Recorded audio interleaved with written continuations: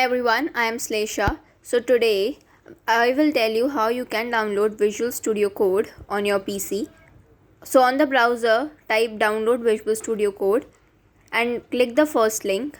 Then on the website, if you are using Windows, click on Windows and you can choose if you want 64 or 32 bits.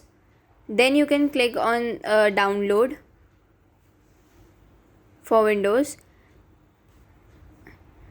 and VScode has been downloaded. Now you can click on open, you can click on run, and then you can click on OK. You can accept all the terms and conditions and click on next. You can simply click on next. Click on install and Visual Studio will be installed to your computer. You have to wait for some time and it's downloaded. You can click on finish.